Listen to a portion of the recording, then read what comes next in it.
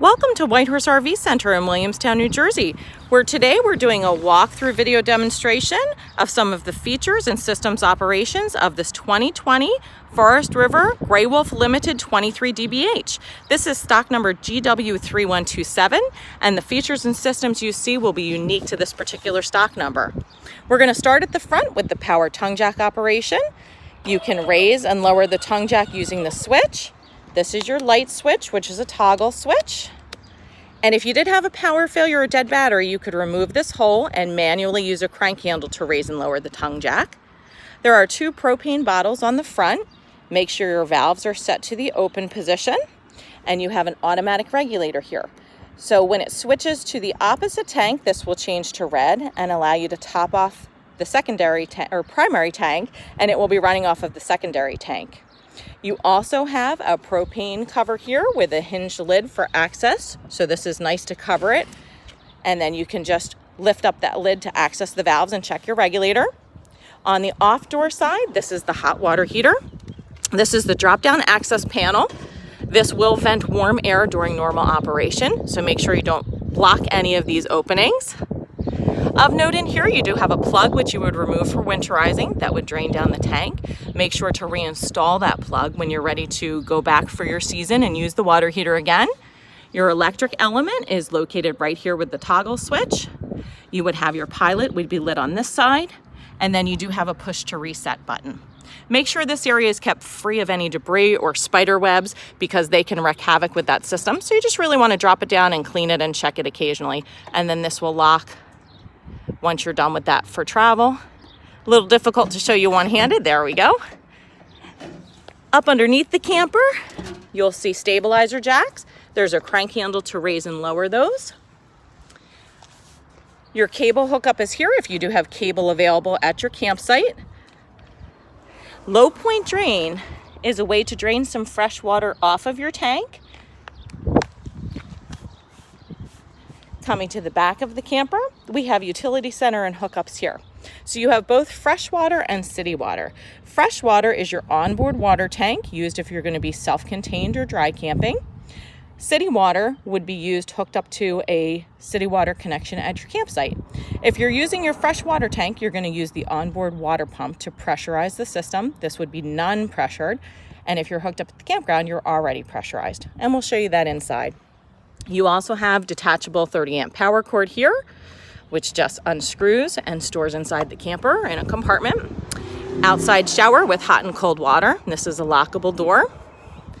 Dump valves, clearly marked. So you have your gray valve, which is soapy water for sink and shower, and black valve, which is just toilet waste.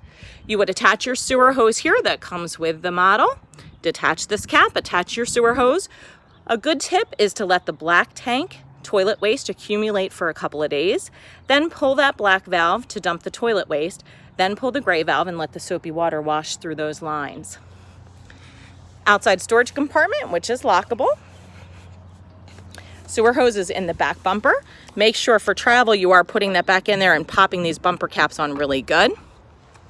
You have a ladder, which is nice for maintenance. Once a season, it's recommended that you do get up, check your seals, sealants, scrape, reseal as necessary. Check your owner's manual for more specific maintenance instructions and operations of all the systems you'll see here. You also have a travel cargo rack at the back. You would remove these pins on each side and lower the rack.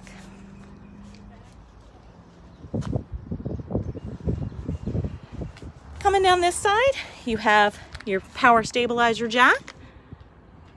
And you also have access here to the switch to raise and lower those jacks. So again, right up by the step. Make sure for travel they are completely recessed up underneath the camper. You also have your leash latch. That's a little bit of a tongue twister at the back. On the door side of the camper, you have exterior speakers, as well as a bracket if you wanted to bring a TV outside. You have electrical here and cable hookup if you have it at the campground. This is the back of your furnace, which is your propane powered furnace. This will vent warm air, so you want to make sure this area is clear when you're using your furnace. This is a vent for your exhaust fan over the range, and I'll show you that operation inside. This is also a good spot to see the awning lights on. Coming up to the front of the camper, we have a solar charging unit right here. It is prepped for solar, and it's an available option there. And then you have access to pass-through storage. This is a connection tied in with the propane system. If you did want to add a grill or any kind of propane cooking, you could do so right there tied in. And then your power jack as well right here. Switch again, just like the one we saw in the back. Drop down this door here, open up your switch and operate that jack up and down. Coming into the camper, this camper has more ride steps. These are very easy to operate. They're gonna lift and store inside the camper. Make sure when you do this that your entry door is all the way pushed back open so you have full clearance here. There is a release lever here so you can unlock it, and we're gonna just drop that down. Your feet are adjustable here as well. So if you had uneven ground or a little bit higher extension, you can certainly adjust those. Grab handle pushes up and folds back on the trailer. And coming up into the camper, show you some of the features and operations inside. We have fire extinguisher at the entry. We have heat vent. We have outlets along the kitchen area. Your monitor panel is right at the entry door. And this is going to show you your systems monitor panel, water pump, water heater, slide switch, awning switch. So right here, if you're using your fresh water tank, you're going to pressurize that water by hitting the water pump switch. And you'll hear that run a little bit. If you're using city water, you don't need to use that water pump feature since the water would be pressurized from the hose at the campground. Water heater on the electric side can be operated here as well. Main lights, we'll hit that switch and show you. So these lights are called pop lights. There's a switch on the light itself that you need to turn on and off in order for your wall switch to work. Slide lights, which are here. So we'll turn that on and off. Again, these are courtesy lights. Awning lights, which is your LED lighting on the outside. We'll show you that going on and off. Awning extension switch. This is a toggle switch at your systems monitor panel. We can extend or retract, so we'll extend that awning out. When we do that, very nice, easy operation there. Oh, helps if I close that door. Let me show you that better. My apologies. Let's close that rear door, which I wanted to show you. And of note, while we're walking past here, we have a black tank flush, which is a way to back flush the toilet tank and clean that out. And specific operating instructions will be in the owner's manual for that. You can always give us a call with any questions as well.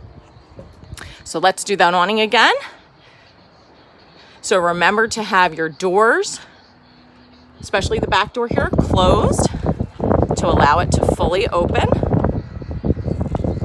And this is a nice big awning, so make sure on a windy or rainy day you are bringing that awning in and storing it closed just to prevent any possible issues with that. Slide operation, also a toggle switch. So we're going to hit the slide in. When we do that, we're going to see the slide start to move. So normal operation in or out, to fully cycle the slide, when you get to full extension or full retraction, you will hear a clutch motor. That is normal operation. Okay, and this one's actually very quiet. So all the way in or out is where your slide is completely flush and also sealed. Don't operate the slide or use the camper with the slide part way in or part way out. Coming into the kitchen area, we have a bifold range cover, which you would flip back and away. You can light the stove from this location, turn it on, use your spark ignition, and you can control the burner setting. For your oven, you want to have a light switch here on the side, and you want to use these controls, and there's a pilot at the back. Typically the oven is lit with an aim of flame or a long extended match, and then you have your temperature control right on the settings here. When the range top is cool, you can fold that bifold range cover right across. And we saw the exhaust vent on the outside. This is where your fan switch is. And you'll hear that come on and run. And also your light switch. Microwave works just like your microwave at home. Refrigerator. There is a temperature thermostat control right in the fridge itself. You can adjust that for coolness. Underneath the refrigerator, there is a vent for circulation airflow, as well as a battery disconnect switch and a voltage meter. For storing the camper, this is a great kill switch. So if you did leave anything on, you can actually shut down the camper here and kill the power to the battery. A couple things that do drain the battery down during regular storage. Your radio would have a slight pull if you have a clock or anything set up on that, and your propane leak detector would also have a slight pull. So it's really good to either store it with the battery disconnect in the off position, disconnected, or to remove that battery and store it in a shed or a garage if you're going to be away from the camper or for winter. This is access to your converter, which is a fuse panel and a breaker box. Labels all your main breakers and fuses. This also has a vent that works to cool the converter, and you may hear that cycle on and off. That's normal operation. Of note here is a furnace vent, and then this is intake for your furnace, which is underneath of your stove. Coming back through the bunk areas where you'll find that propane leak detector. I did mention that draws from the battery. This is carbon monoxide and propane leak detector. There is a test and reset button on that. If you did have a low battery, it may chirp here, and you would want to check your battery. If it sounds, you would want to open windows, check for any propane leaks, check your valves, that kind of thing. Ladder lifts up and storage for travel. Your thermostat is right along the wall here. You can turn it on from this location, choose cooling, heating, or just fan, and you can adjust your temperature here. So we'll cycle through. There is a time delay on the thermostat, so when you're using heating or air conditioning, a delay is normal when you're turning it on or turning it off. Bath area, this is your second entry door. Remember to have that in the closed position or not all the way extended to operate your awning. This would be access to your main GFI for the camper. Your test to reset is right on this bath outlet here. If you had any electrical issues, you'd want to come back, check your GFI here first, then check your breaker box. Fan overhead has a knob on it to control the opening and lowering of the vent, and then your speeds and fan settings are right on the vent itself. So we're going to turn that off and lower that vent to close it. Make sure for travel you are closing that vent so it's nice and secure. Toilet is a foot pedal operation. So when we step on the bowl, we'll get water and flush. If you want to just add a little bit of water, step down part way on that and add some water to the bowl. There's an access panel, if ever needed, at the base of the shower. That gets you to the shower valves and lines. And then coming through the front, fireplace controls are right on the fireplace itself for operation and temperature control. You also have your stereo, which does have a remote to it. I'm going to go ahead and turn that off. We have hookups for a television here, as well as cable hookup. Of note along the roof line here, where your cable hookup is, if you were using a TV antenna, this is actually a booster switch for that, if you can see that green light. So if you're not hooked up to cable and you're running off of your TV antenna, which is on the exterior roof of the camper, this would actually clean up the incoming signal and help boost that signal to your TV. A lot of smart TVs, whatever you decide to install here, would walk you through those features. Again, for more specific detailed information, please refer to the owner's manuals that are included with the camper. They're a really good resource. In the bedroom area, these are snap straps to hold your pocket doors in place. Make sure they're secured for travel. You also have an emergency exit window. So this is nice because you can prop it open for airflow. You're gonna lift, pull that closed, and latch it right in this compartment for travel. If you did need to use this emergency exit window, you would unlatch it, push all the way out.